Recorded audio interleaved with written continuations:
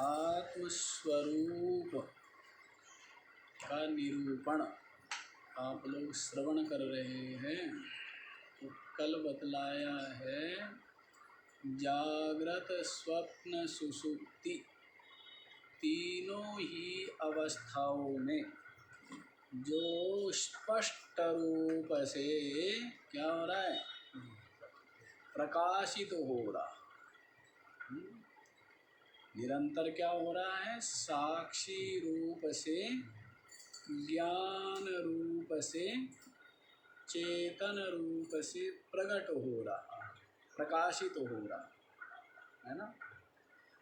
जागृत के भी समस्त जो दृश्य नाम रूप है उनको जानने वाला, उनको भी और उनके अभाव को भी।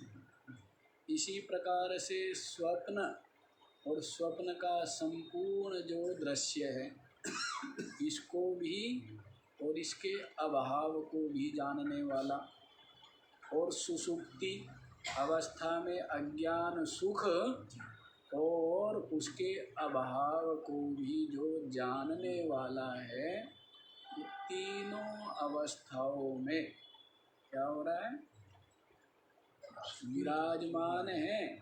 तभी तो प्रकाशित कर रहा है, स्वयं प्रकाश रूप होते हुए क्या कर रहा है, सबके भाव अभाव को प्रकाशित।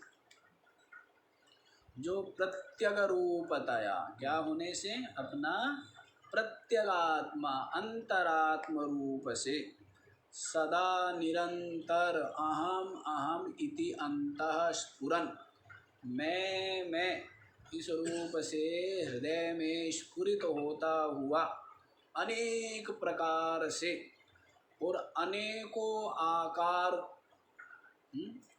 अनेकों जो आकार है, विकार है, जैसे अहंकार, ममकार, घटाकार है या घटाकाश जैसे घटकार, सब जितने भी वृत्तियां हैं, घटकार वृत्ति हो या अहंकार वृत्ति हो, ममकार वृत्ति हो, जितनी भी वृत्तियां हैं, तो इन सब को क्या करता है, देखता हुआ अहंकार से लेकर के जो नाना कार विकार है उन सब को अहम मम रूप से क्या कर लेता है, उनमें ममता करता हुआ और उनको देखता हुआ, उनका साक्षी, उनका क्या, यहाँ साक्षी का बतला रहे हैं, लेकिन अहम मम भी ये जो जड़ उपाधि है ये तो कर नहीं सकती। उस वृत्ति में भी अहम और मम कौन करता है, उस वृत्ति में भी अहम मम ये साक्षी ही कर रहा है ना, इसके प्रकाश है, मैं ही तो कर रहा है, क्योंकि चेतन है, इसके अतिरिक्त सब कुछ जड़ है, तो वो तो मैं मेरा कर नहीं सकती। जैसे ये रुमाल है, ये जिसके पास भी जाएगा तो कोई भी इसको क्या कहेगा, मेरा है, ये तो स्वयं नहीं जानता कि मैं किसका हूँ, ये तो नहीं जानता ना। तो जो भी इसको कह लेगा मेरा, तो ये उसी का हो जाता है। तो वैसे ही क्योंकि जड़ है, तो चेतन ने ही मैं और मेरा किया हुआ है। इसमें इन विभिन्न प्रकार की जो वृत्तियां हैं, जिस भी आकार की है, जो भी विकार है, उन सब को साक्षी रूप से देखता हुआ नित्यानंद चिदात्मना स्फुरति, नित्य ही आनंद चिदात्म रूप से जो क्या हो रहा है, स्फुरित हो रहा है, चिदात्म रूप से, आनंद रूप से जो स्फुरित हो रहा है, तम हृदय, कहाँ स्फुरित हो रहा है, हृदय में, कहाँ, तो उसको एतम स्वम आत्मा स्वम विद्धि, इसको तुम क्या जानो, अपना आपा, इसको क्या जानो, अपना आपा जानो, तो ये बात आपको बतला दी है ना। अब आगे बताएं, समझ में आ भी रही है? सुस्पष्ट रूप से समझ में आनी चाहिए। सत्संग कितने देर करते हो आप लोग? 1 घंटा ही करते हो बस। आपका सत्संग जो है, जब सो के उठते हैं और जब सोने जाते हैं, जब तक आपका मन सोता नहीं है तब तक क्या होना चाहिए? सत्संग होना चाहिए। अब आप देख लेना कि कैसे साधक हुआ, अपने आप को स्वयं तोल लेना, क्या साधक और कितने बहिर्मुख। जो आपका 9 से 10 सत्संग चलता है, जितनी अंतर्मुखता या गंभीरता या एकाग्रता अब है, वो क्या रहनी चाहिए आपकी? यदि सत्संग आपका इतनी देर चलेगा तब यत किंचित कुछ प्राप्त कर पाऊँ। और 1 घंटा सत्संग हो गया, 2 घंटा हो गया, 4 घंटा हो गया, तो उससे कुछ होने वाला, 8 घंटा हो गया, तो ऐसा कुछ नहीं। क्या होना चाहिए? निरंतर सत्संग, निरंतर विचार, निरंतर चिंतन, है ना। चाहे वो भक्त हो और चाहे वो ज्ञान मार्ग का जिज्ञासु, वृत्ति निरंतर अपना जो भी इष्ट अभिष्ट है उसको ही लक्ष्य करे, तदाकार हो कर के रहे। उसी का नाम ध्यान कहो, उपासना कहो, भक्ति कहो, भजन कहो, या फिर चिंतन कहो। कि आपकी वृत्ति क्या हो? तदाकार। तदाकार वृत्ति होने के लिए इससे पूर्व अनेकों तैयारियां हैं। तो तैयारी, सबसे बड़ी तैयारी आपको बताया हुआ ही है। सबसे पहली तैयारी और बड़ी तैयारी तो यही है कि समस्त नाम रूप दृश्य इनका क्या छूट जाए? राग गलित हो, इनकी आसक्ति गलित हो। संबंध केवल क्या हो? संबंध केवल आत्म कल्याण, आत्मचिंतन, वैराग्य, जो भी जिसकी जैसी स्थिति है। जप का है तो जप की जो है उसको जप से मतलब होना चाहिए, ध्यानी को ध्यान से मतलब होना चाहिए, चिंतक को चिंतन से मतलब होना चाहिए। अलग अलग स्थिति है, जिसकी जैसी पात्रता हो वैसे। ठीक है, आगे बताया जाए। आगे देख लीजिए। घटोदके बिंबित मार्क बिंबा मालोक्य मूढ़ो रविमेव मन्यते तथा चिदाभासमुपाधि संस्थं भ्रान्त्याहमित्येव जडो विमन्यते। घटोदके बिंबितमार्कबिंबम् आलोक्य मूढ़ः रविम् एव मन्यते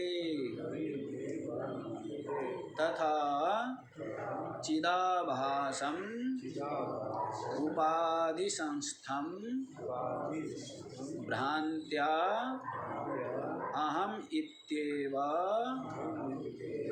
जडः अभिमन्यते।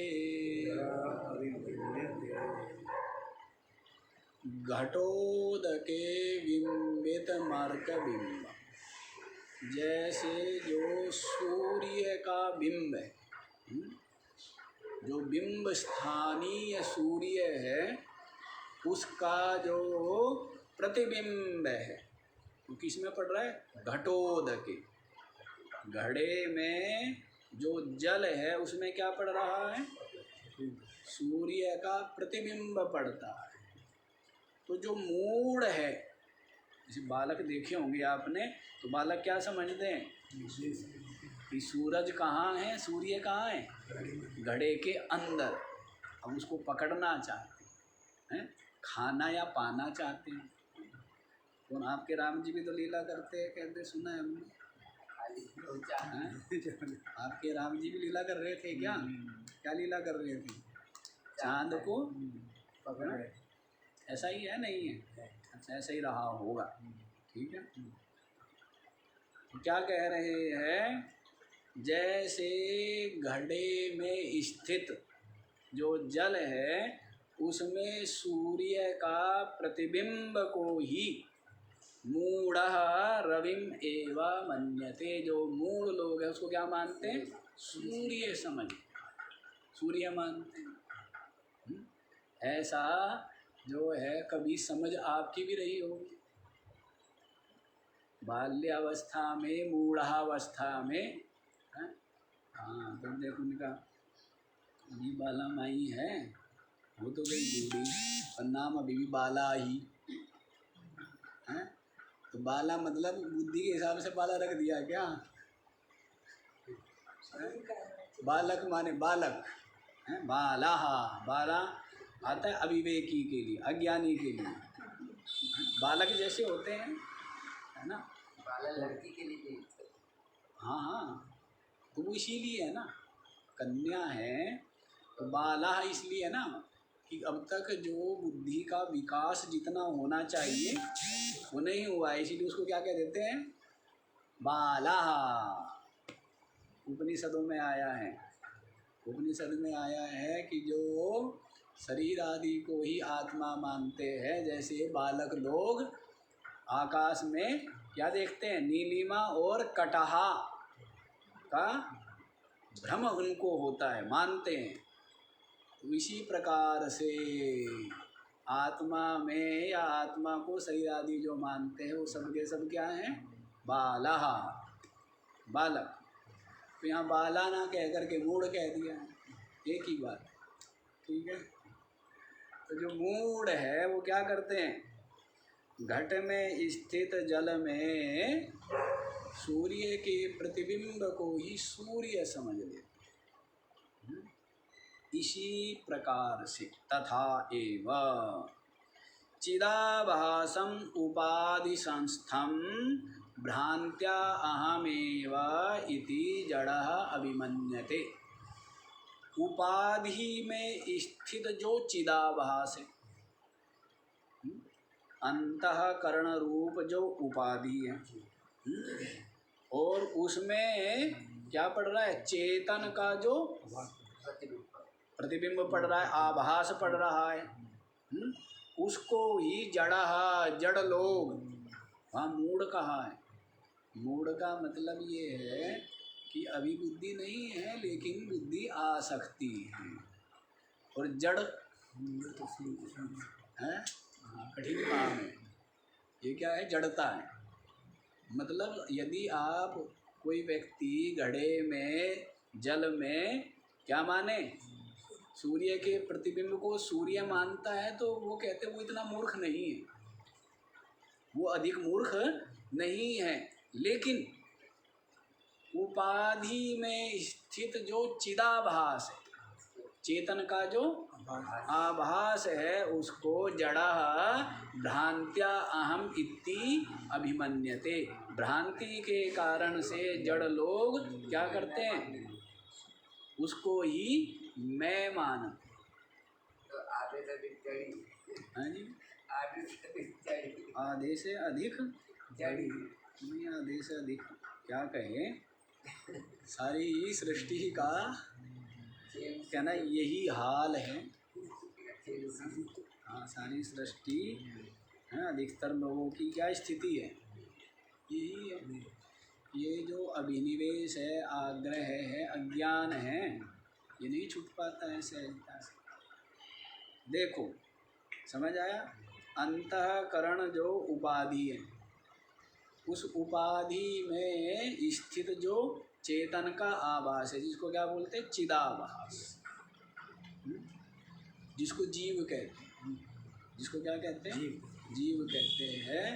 तो इसको ही जड़ लोग भ्रांति के कारण से क्या मानते हैं? अहम इति अभिमन्यते। क्या मान लेते कि ये मैं। और फिर सारा व्यवहार हो रहा है, जीव बन गया, चिदाभास हो गया, तो फिर क्या हो गया? चित्त जो आपका संकल्प है वो और घनीभूत होता जाता है। तो फिर वो चित्त रूप में हो जाता है। क्या हो जाता है? चित्त रूप में। और फिर चित्त और संकल्प करता है, तो फिर ये शरीर और इस संसार की सृष्टि हो जाती है। चिदाभास में पूर्णा, ये क्या है? चिदाकाश। चिदाकाश में पूर्णा क्या है? चित्ताकाश। और चित्ताकाश का जो दृढ़ संकल्प है वही क्या है? भूताकाश। वो क्या है? योग वशिष्ठ में सुना है ना, चिदाकाश जो चेतन है, उस चेतन में पूर्णा होती नहीं है। होती है क्या? पर समझाने के लिए कि हमारा ये जंजाल हमें दिख रहा है, इस जंजाल में फंसे हुए हैं, बंधन को प्राप्त हो गए हैं और परिचिन्न हो गए हैं, दुखी हो रहे हैं, मुक्त होना चाहते हैं। तो इसीलिए ये सब हमने क्या की है? ये एक परिकल्पना की है समझाने के लिए। अन्यथा चिदाकाश में पूर्णा संभव है क्या? हो सकती है क्या? संभावना है? संभावना ही नहीं है।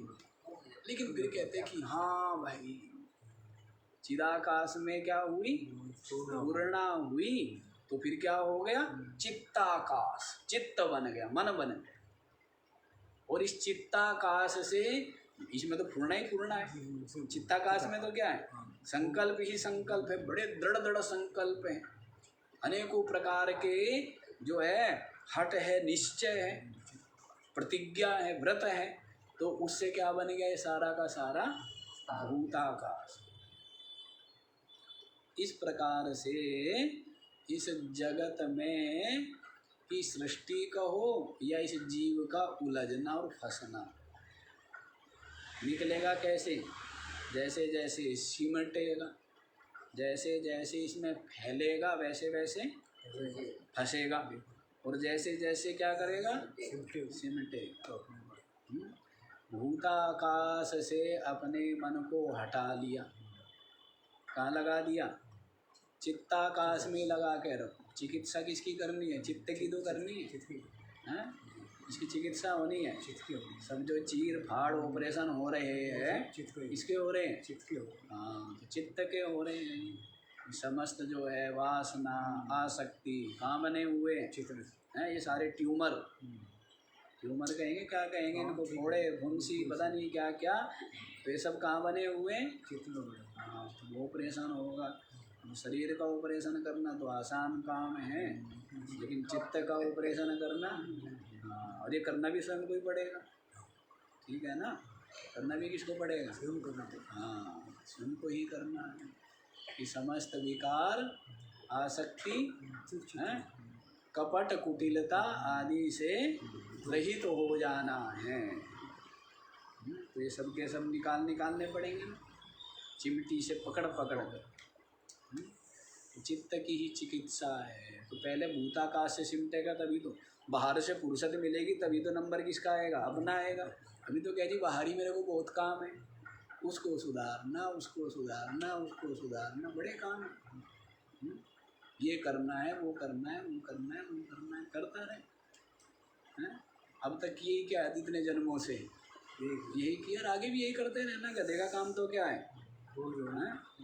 भाई आज दिन भर बोझा ढो लिया तो कल रेस्ट, ऐसा कुछ तो नहीं है। कल फिर वही, फिर परसों फिर वही है, और अगले दिन फिर वही है। तो अधिकतर जीवों की स्थिति है जायस्व मृयस्व, जन्मो मरो, जन्मो मरो, जन्मो मरो। क्या काम है? जो थोड़े उपासक होते हैं वो क्या होते हैं? वे पुण्य लोकों में चले जाते हैं, कुछ समय बाद वहाँ से लौटना पड़ता है। जो कर्मी है, कर्मकांडी है, यज्ञ आदि वैदिक अनुष्ठान परायण है, वो क्या है, वो पितृलोक में चले जाते हैं। कर्मणा पितृलोका विद्यया देवलोका, 3 गति बताई थी ना। तो जो कर्मी हैं उनकी तो पितृलोक में चले जाते हैं, और जो उपासक है वो देवलोक में चले जाते हैं। देवलोक थोड़ा श्रेष्ठ है, पितृलोक थोड़ा सा उससे, उसको भी स्वर्ग मान देते, पितृलोक को भी स्वर्ग की ही। और बताई थी ना आपको, एक फर्स्ट एसी एक थर्ड एसी है। जो देवलोक है वो क्या है, फर्स्ट एसी है, और ये जो पितरलोक है ये क्या है, थर्ड एसी है, ये भी एसी ही। और तीसरी गति क्या है, जायस्व मृयस्व, जन्मो मरो जन्मो मरो, 1 मिनट का चैन नहीं। अभी मरा था, अभी तुरंत के चल भाई वहाँ, अभी आया था, थका मांदा हालत खराब है, कि अब वो कर, फिर आया बेचारा कर कर आके, कि अब फिर वहाँ जा। ये किसकी स्थिति है, ये उनकी जीवों की स्थिति है। जो विविध आसक्ति वासना लिए हुए हैं, उनकी ये स्थिति है कि निरंतर अभी मरे और अभी जन्म। ये तीसरी, ये अत्यंत निकृष्ट गति मानी। उत्तम गति तो क्या मानी है, देवलोक में चला गया। उससे मध्यम गति क्या है, पितरलोक में चला गया। और सबसे अधम गति क्या है, जन्मा और मरा। और सर्वोत्तम वो क्या है, ना आना न जाना, उसमें गति नहीं, वो तो ब्रह्म रूप हो गया। उसका तो क्या है, जो ये बना हुआ था ना बुदबुदा, ये बुदबुदा फूट गया, क्या हो गया, जल रूप हो गया।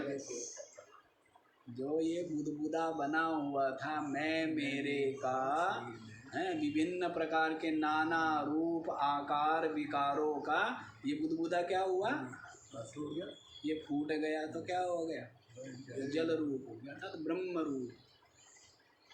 ये जीव का बुलबुला ये क्या हो गया, ब्रह्म रूप, फूट जाए। तो उसकी कोई गति नहीं, संसारी भाषा की बात नहीं, संसारी लोग कहते हैं ना, कहते उसकी गति नहीं हुई। गति नहीं हुई तो बहुत अच्छी बात है वैसे, पर उनका मतलब है सदगति नहीं हुई। गति से मतलब क्या बोलते हैं वो, सदगति नहीं हुई। लेकिन यहाँ पर क्या, यहाँ कोई गति नहीं, ज्ञानी की कोई गति नहीं है, वो आता जाता नहीं है, मुक्त हो गया। आना जाना किसमें है, जीव में है, अज्ञानी में। ठीक है, तो देखो जी यहाँ पर ये स्पष्ट हो गया है आपको। उपाधि में स्थित इस विचारने के लिए निरंतर आप विचारते रहे और चिंतन करते रहे, थोड़ा बहुत क्या होगा, आपको स्पष्ट रूप से अनुभव होने लगेगा, निश्चय होने लगेगा। निश्चय होगा तो फिर अनुभव की हो जाएगा। तो ये स्पष्ट हो गया कि उपाधि में स्थित जो चिदाभास है, चेतन का आभास है, इसको ही जड़ जो लोग है भ्रांति से क्या करते हैं, अहम इति अभिमन्यते, मैं हूँ। क्या करते हैं, ये मैं हूँ, चिदाभास को ही मैं मानते हैं। और फिर मैं मानते हैं तो चिदाभास तो क्या है, उत्पन्न भी होता है तो नष्ट भी होता ही है, उपाधि के टूट जाने से। तो फिर इसमें सारे सब कुछ आ जाता है। चिदाभास परिच्छिन्न भी है, चिदाभास जड़ भी है। चिदाभास क्या है, उपाधि है, उपाधि में तो मलिनता भी होती है, उपाधि में पाप पुण्य भी है। तो सब के सब किसको लग जाते हैं, जो साक्षी है। आप क्या हो, साक्षी, लेकिन लग गए किसको, क्योंकि आपने अपने साक्षी पने को भूल करके अपने को क्या मान लिया, वो फिर भी आप साक्षी हो, फिर भी आप साक्षी। आप साक्षी कभी चिदाभास आप हो ही नहीं सकते, लेकिन भ्रांति से तादात्म्य तो कहीं भी कर लेता है। शीशे में देख करके जो शीशे के अंदर दिख रहा है वो अपने को समझ रहा है, और जो दिख रहा है ना उसको भूल गए। लेकिन अभी भी मैं कौन मान रहा है उसको? अरे शीशे के अंदर जो है उसको जो मैं मान रहा है वो कौन मान रहा है? शीशे के अंदर जो है वो मैं मान रहा है या मैं मान रहा हूँ? मैं ही तो मैं मान रहा हूँ ना, फिर भी क्योंकि वो तो जड़ है। अभी आप स्थूल दृष्टि से सोचो, शीशा भी जड़, शीशे में जो प्रतिबिंब है, लेकिन जो बिंब मैं हूँ, मैं क्या हूँ? चेतन हूँ। तो अब वो जो शीशे में देख रहा है इस शरीर का प्रतिबिंब, उसको भी मैं या मेरा कौन मान रहा है? उस जो प्रतिबिंब है उसमें वो सामर्थ्य, वो जड़ है, उसमें वो सामर्थ्य नहीं है कि वो अपने आप को मैं या मेरा मान सके। वो सामर्थ्य किसमें? मुझ में। तो वैसे ही चिदाभास जो है वो जड़ है, और साक्षी क्या है? चेतन है। तो जो साक्षी है ना वही क्या करता है? वही अपने आप को चिदाभास मानता है। यही जीव भाव है, उसके साथ तादात्म्य हो जाना, अपने स्वरूप को भूल के और उसमें मैं बुद्धि कर लेना, यही क्या है? यही जीवपना है। चिदाभास कुछ नहीं कर सकता, ठीक है, उपाधि कुछ नहीं कर सकती, सबके सब जड़ हैं, उनको मैं और मेरा मानना ये किसमें है? चेतन में। किसमें? चेतन में। हाँ, तो जड़ है, वो नहीं ना, तो वो तो कुछ भी नहीं जानते, ना मैं ना मेरे।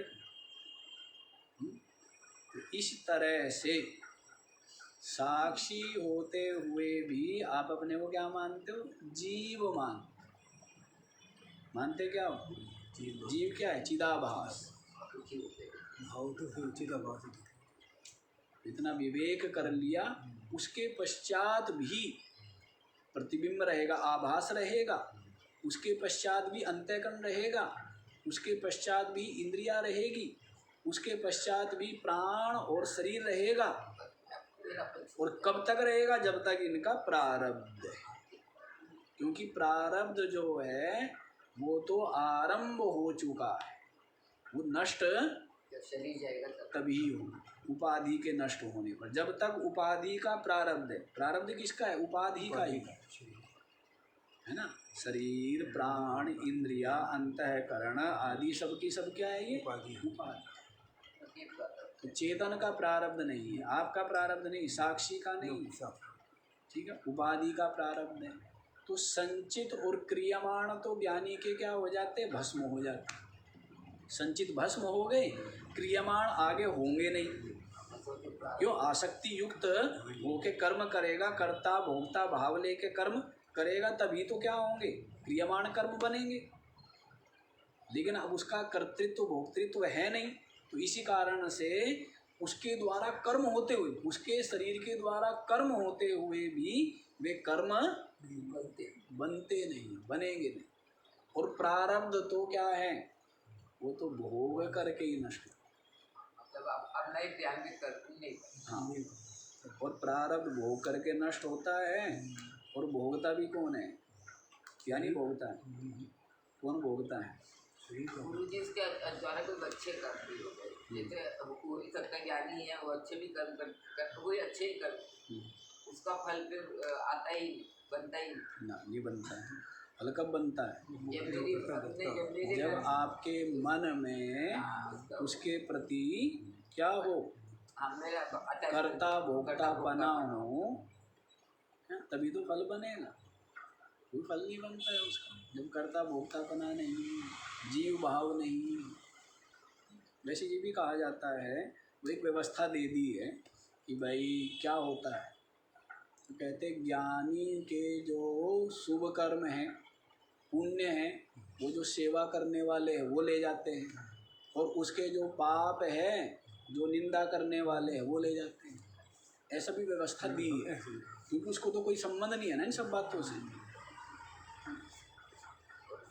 तो कपड़े से करना चाहिए, और कोई कपड़े ही नहीं है यहाँ। अरे वाला ही कपड़ा मिलेगा।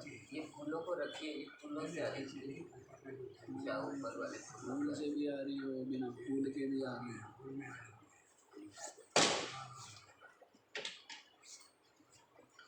हाँ जी, चलो कोई नहीं।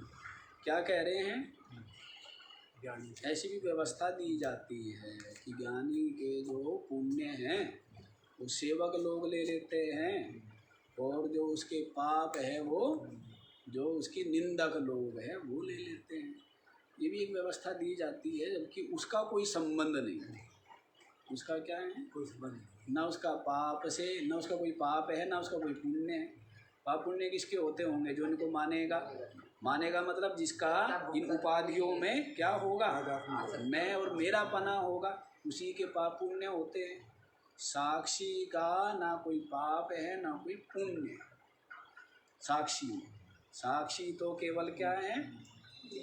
दृष्टा, केवल दृष्टा, ना कर्ता ना भोक्ता, ठीक है, ना शुभ अशुभ का दृष्टा। वो तो केवल असंग होकर के देखता है।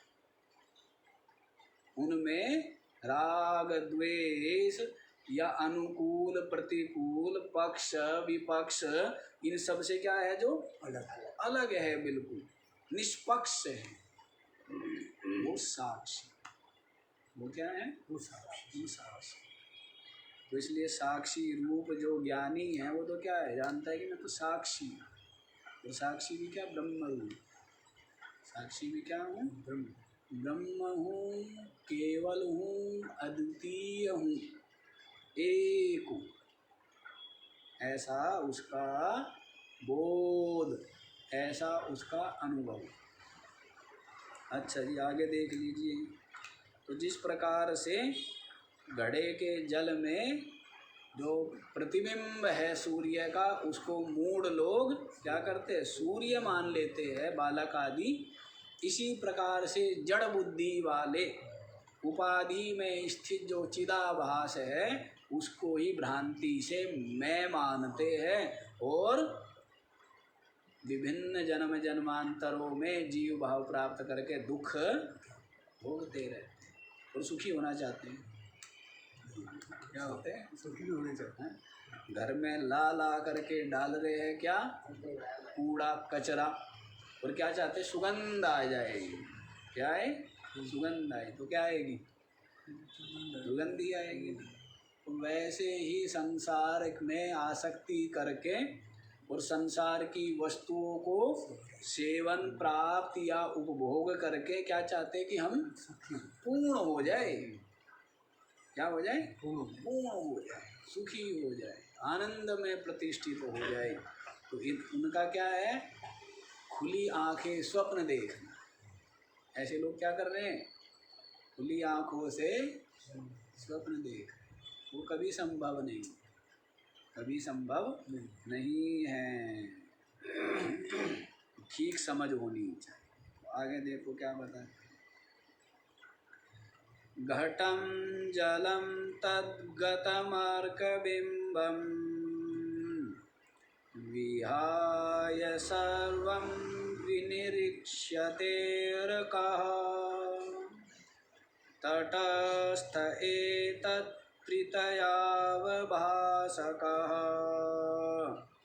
स्वयं प्रकाशो विदुषा यथा तथा। घटं जलं तद्गतम् अर्कबिम्बं विहाय सर्वं विनिरीक्ष्यते अर्कः तटस्थः एतत् त्रितयावभासकः स्वयं प्रकाशः विदुषा यथा तथा। घटं जलं तद्गतं अर्कबिम्बं। तीन चीजें गिनो। घड़ा, घड़े में स्थित जल और उस जल में तदगतम अर्क बिंबम, और उस जल में क्या है, जो सूर्य का प्रतिबिंब। कितनी चीजें हो गई, तीनों। घड़ा, घड़े में जल, और उस जल में सूर्य का जो प्रतिबिंब है। विहाय सर्वम विनिरीक्षते अर्कः, इन तीनों को छोड़ करके जो समझदार है वो किसको क्या देखता है, सूर्य को देखता है। किसको देखता है, सूर्य को देखते हैं। विहाय सर्वम, घड़े को भी, घड़े में जो जल है उसको भी, जल में जो प्रतिबिंब दिख रहा है सूर्य का उसको भी, तीनों को जो छोड़ करके क्या देखता है, सूर्य को बिंब स्थानीय, जिस सूर्य को देखना है ना, जी सूर्य। तो बिंब स्थानीय जो सूर्य है उसको देख। सर्वम विहाय अर्कः विनिरीक्षते, सबका परित्याग करके इसको देखता है, सूर्य को देखते हैं। हाँ, अब जल चढ़ाना है, क्या करना है, सूर्योपासना करनी है, तो क्या करेगा हैं? कोई कहेगा कि देखो जी, कोई तो करेगा किसकी, सूर्य, उसका घड़े में जो प्रतिबिंब है उसकी करेगा। दूसरा कहेगा प्रतिबिंब बड़ा नहीं है, ये तो जल बड़ा है, जल में दिख रहा है ना, हैं? जल में सूर्य दिख रहा है, इसका बड़ा कौन हुआ, जल ज़्यादा बड़ा है या जो जल में जो प्रतिबिंब है वो बड़ा है, जल बड़ा है। जल बड़ा है, तो वो किसकी पूजा करनी शुरू करेगा, जल की। तीसरा कहेगा नहीं, जल किस में रखा है, घड़े में, इसलिए बड़ा कौन हुआ, बड़ा हुआ। तो इसलिए पूजा किसकी करो, बड़े करो। हाँ, तो वही काम आप करते हो, वही क्या करते हो, वही काम आप करते हो। इसी तरह क्या है, घड़ा तो है ये शरीर, ये शरीर क्या है, बड़ा है। घड़ा है, और इसमें जो अंतःकरण है या बुद्धि है वो क्या है, पानी है, हाँ वो जल है। वो क्या है, जल है। और उसमें जो चेतन का आभास है, चिदाभास है, वो क्या हुआ, प्रतिबिंब हुआ, वो क्या हुआ, प्रतिबिंब हुआ। और जो बिंब है चेतन वो अलग है, वो अलग। लेकिन आप किसकी करते हो, आप सोचते हो चिदाभास जीव हैं, फिर कहते हो नहीं बुद्धि में है ना, ये तो प्रतिबिंब किस में है, पानी में है, तो बुद्धि में, इसलिए बुद्धि को बड़ा मानते हैं। फिर कहते हो नहीं बुद्धि, बुद्धि कहाँ है, हाँ, इसलिए शरीर की पूजा। असुरों ने क्या कहा हैं, असुर किसको कहते हैं बताया ना, असुसु एव रमन्ते इति असुरः, असु कहते प्राणों को, जो प्राणों को ही पुष्ट करने में लगे रहते हैं दिन रात, बस जिनको शरीर और इनकी ही चिंता रहती है, वो सब के सब क्या है, असुर है। जो केवल शरीर के ही रक्षण, शरीर के ही पोषण, शरीर के ही सजने संवरने आदि पर जिनकी वृत्ति लगी रहती है, वो सब के सब क्या है, असुर है। असुर को जैसे थोड़ा है कि उनके सींग होते हैं, पूंछ होती है, ऐसा कुछ नहीं है।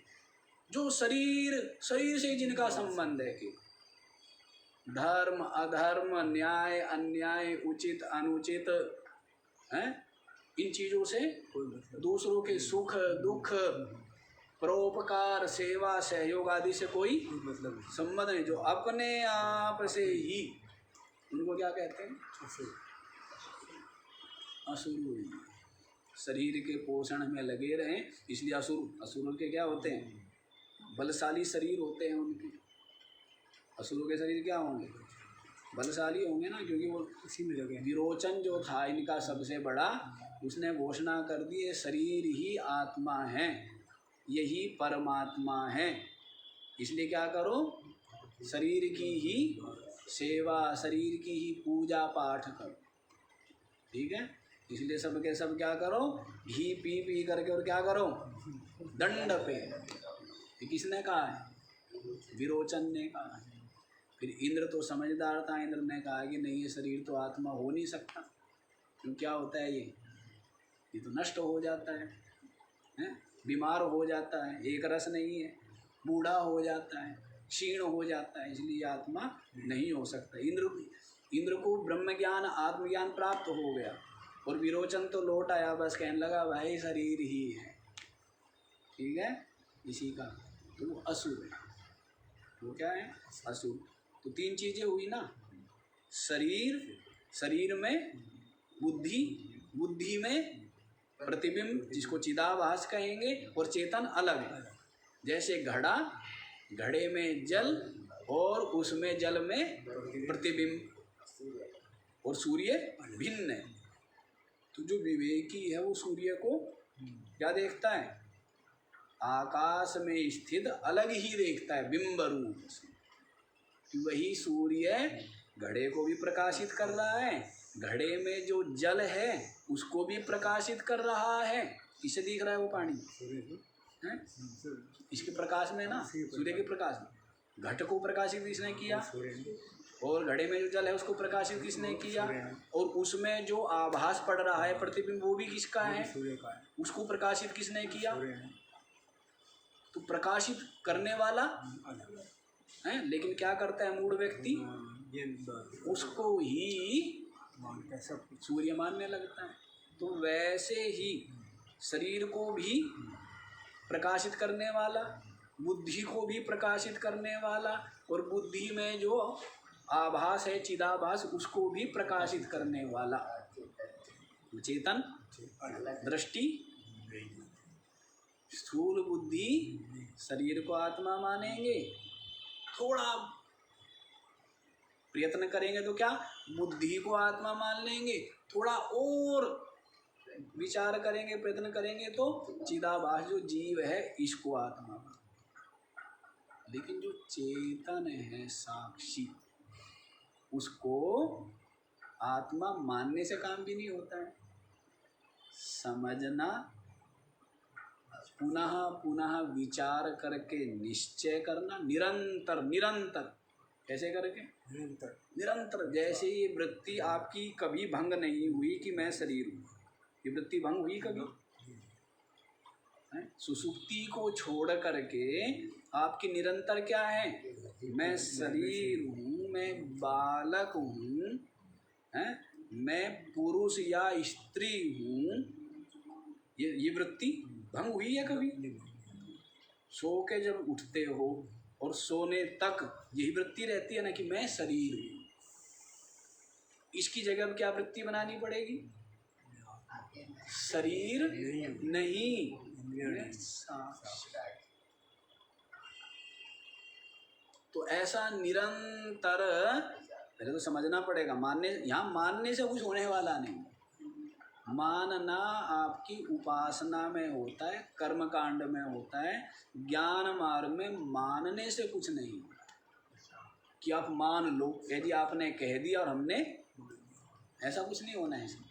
जब तक स्वयं आपको सुस्पष्ट रूप से समझ में ना आवे, निश्चय ना होए, और उसके पश्चात अनुभूति, जब तक अनुभूति नहीं हुई है तब तक आप भले ही सत्संग सुनते हैं, लेकिन आप में और अज्ञानी में कोई भेद नहीं।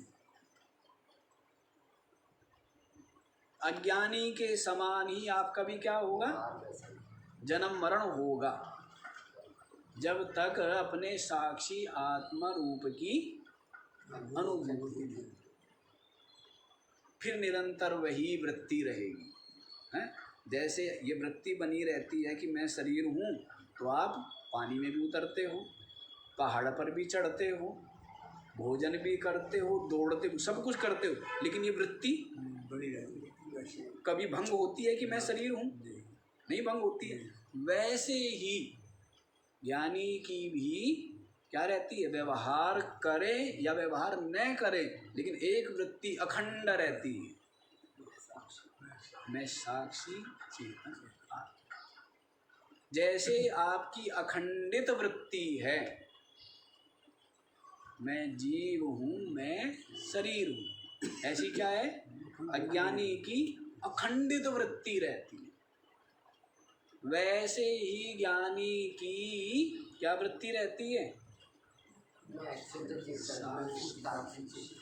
चेतन आत्मा।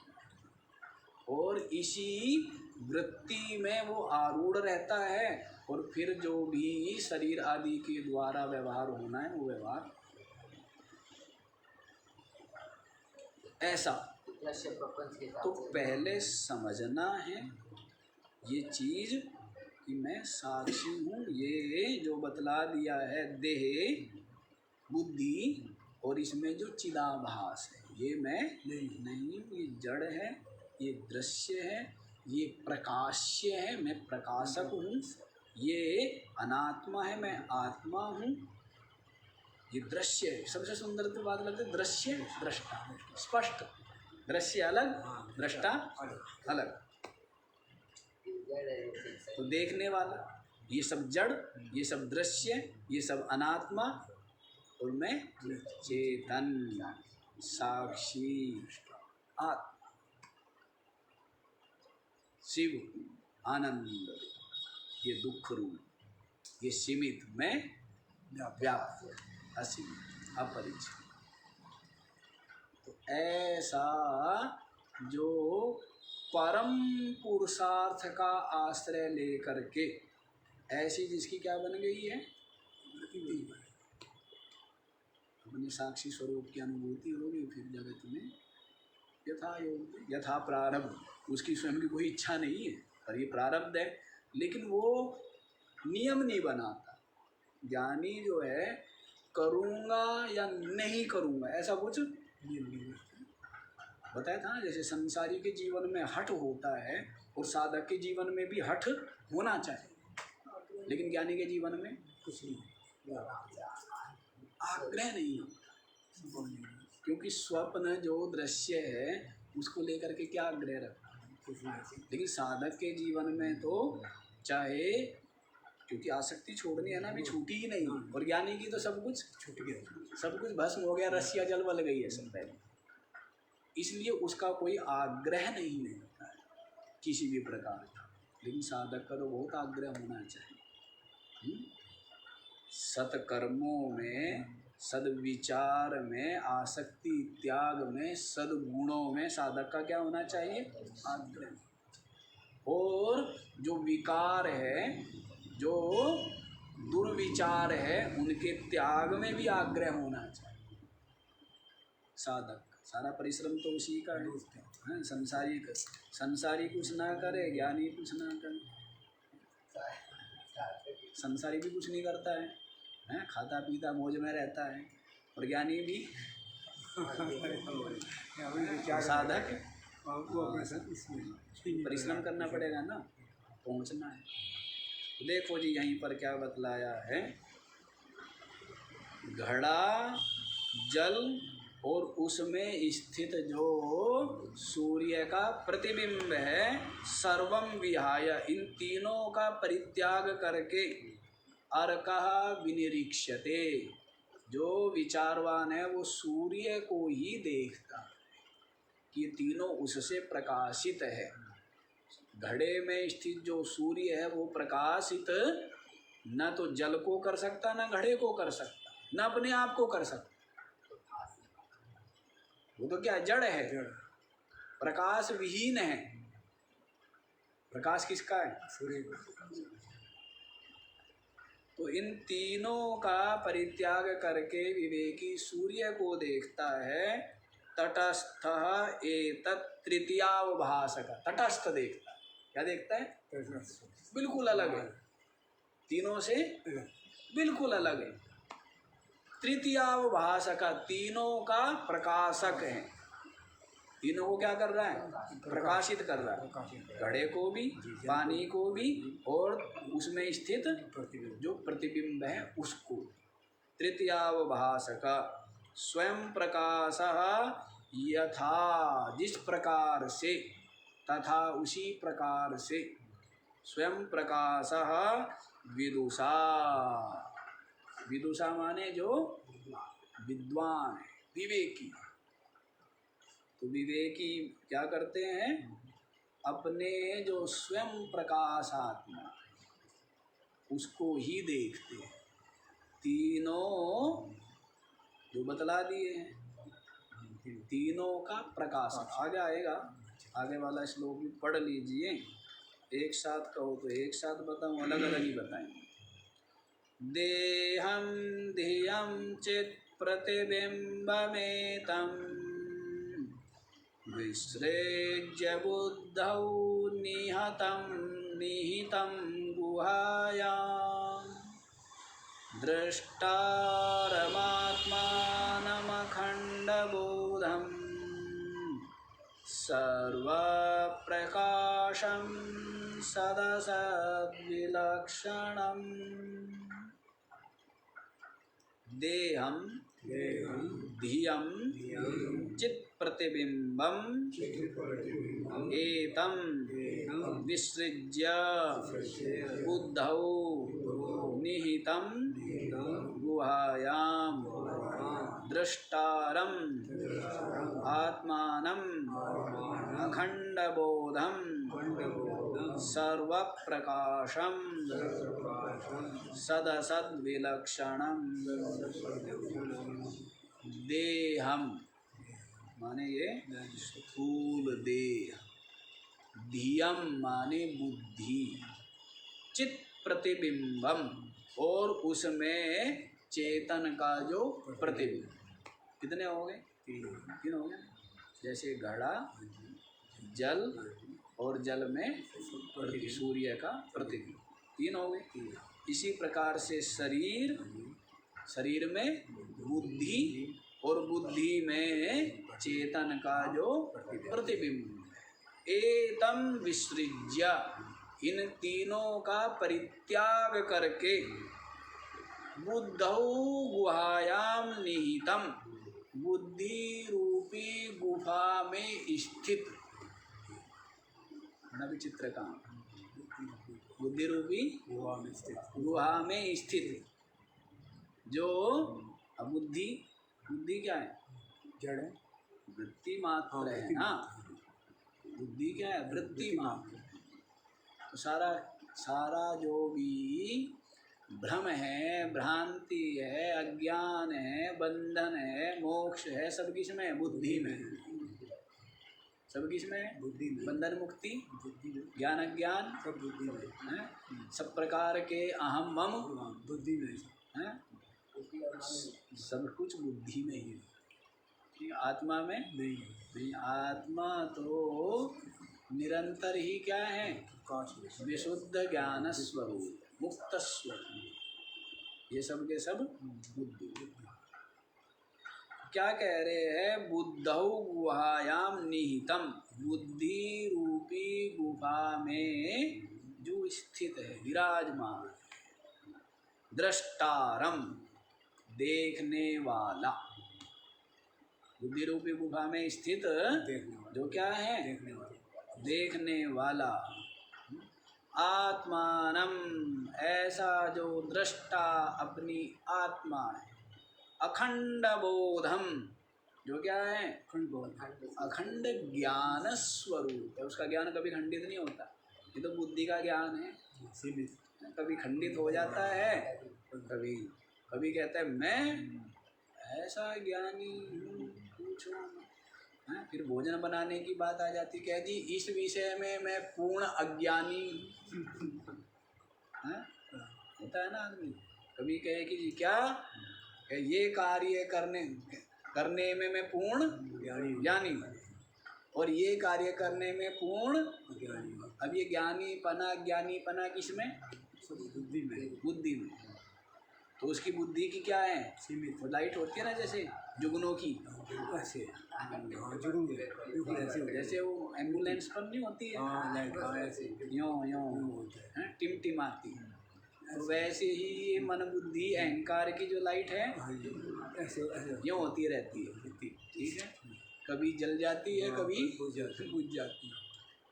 तो वैसे है, लेकिन एक ऐसी है ज्योति जो निरंतर क्या रहती है? जागृत रहती है, कभी बुझती नहीं। कौन सी है वो? अखंड बोध स्वरूपम, जो अखंड ज्ञान स्वरूप।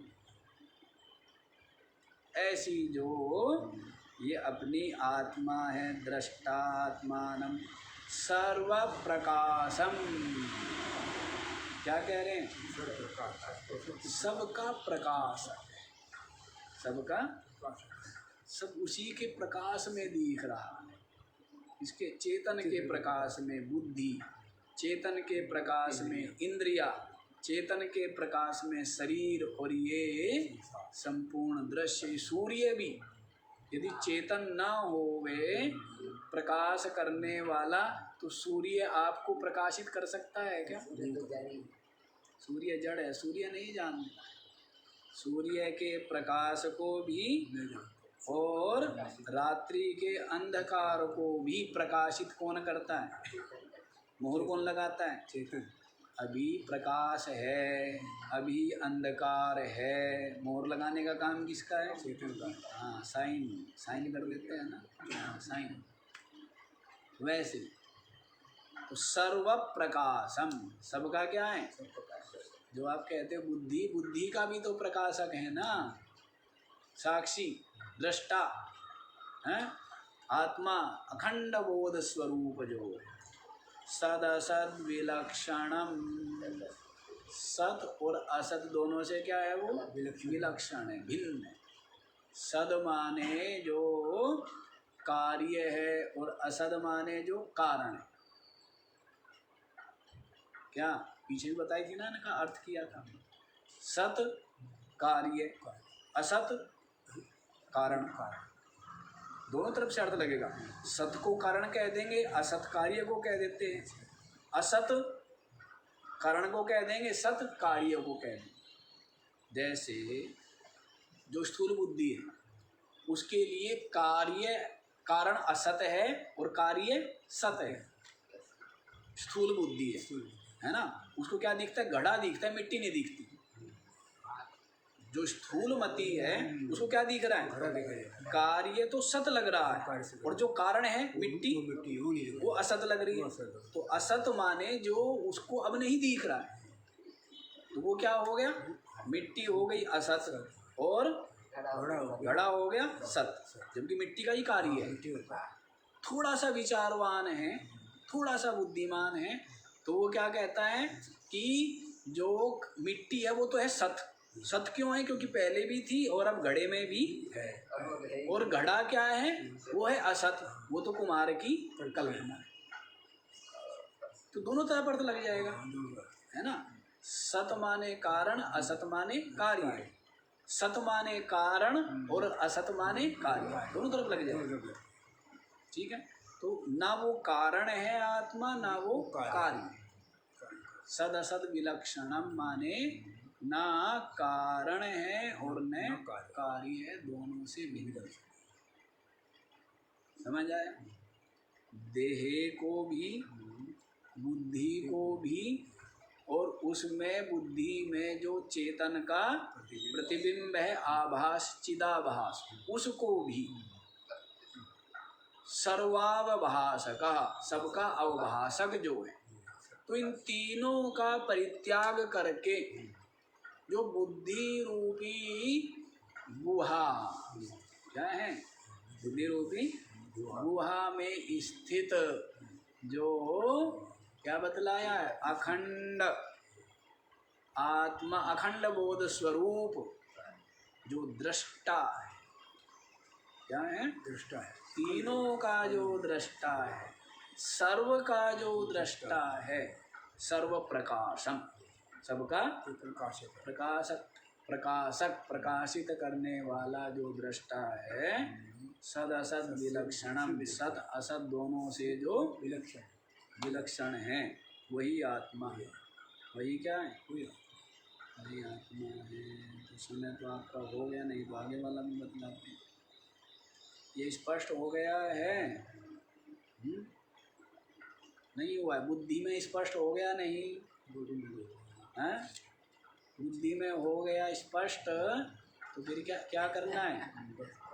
यही चिंतन करो, खूब अच्छे से समझ को, इस समझ को क्या कर लो? पक्का कर लो। पर कह जी महाराज आपकी सुन ली है, समझ तो वही रहेगी जो समझ बचपन से बनाई अब तक है। उस समझ को छोड़ दो। वो समझ जो है दुख देने वाली है, वो समझ आप अजन्मा को मारने वाली है। वो ऐसी समझ है, उल्टी समझ, जो आप आनंद स्वरूप को दुखी कर, दुख का अनुभव कराने वाली। ऐसी समझ को, ऐसी बुद्धि को फेंक देना चाहिए। आदर क्यों देते हो उसको? देते हो ना आदर? आदत पड़ी है। आदर भी तो आप नहीं दिया हुआ है, कोई आदर दूसरा चाहिए, दिया है। आदर।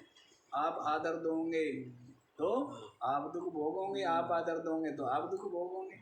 और उसको आदर किसने दिया है? हमने दिया, निरादर कौन करेगा? नहीं करेंगे हैं? बिल्कुल। हाँ, जब आपको बता दिया कि वो आदर देने योग्य नहीं है वो बुद्धि, उसको आदर नहीं करेंगे। मत दो। लेकिन आप तो क्या है, उसको झाड़ पोंछ करके रोज के महाराज ये तो उसमें वो सजाते हैं ना, कौन से कमरा होता है वो? Drawing room. ड्राइंग, हाँ ये। हाँ ड्राइंग रूम में सजा देते हैं यूँ, तो वैसे ही सजा रखा है। कौन सी समझ सजा रखी है? ना समझे। यही समझ सजा रखी है, मैं शरीर मैं शरीर हूँ, इंद्रिया हूँ, जीव। अब कौन सी समझ कि नहीं, मैं तो इनका दृष्टा, साक्षी, अखंड ज्ञान स्वरूप आत्मा, ऐसा समझ लिया। अब इस समझ को ही क्या करो, हर समय आगे रखो। कौन सी समझ आगे रखा करो? हैं? जैसे जीव भाव और अपने अहंकार को आगे रखते हैं ना आप, सब जगह किसको आगे रखते हैं? मैं को शरीर। अपने अहंकार को आगे रखते हैं। अब किसको आगे रख दो? अब अपने शरीर। इस वृत्ति को, इस ज्ञान को आगे रखो कि मैं साक्षी हूँ, चेतन हूँ, दृष्टा हूँ, इन सब से अलग हूँ। ये उपाधि है, मैं इनसे अलग। इनका साक्षी हूँ। इसको आगे रखो निरंतर। हैं? जैसे आदमी के पास नोट होते हैं ना, 10 का नोट है, 100 का नोट, 200 का भी नोट है, फिर उसके बाद 500 का भी है, उसके बाद 1000 का तो रहा नहीं, 2000 का। तो सबसे आगे किसको रखता है व्यक्ति? 2000 का।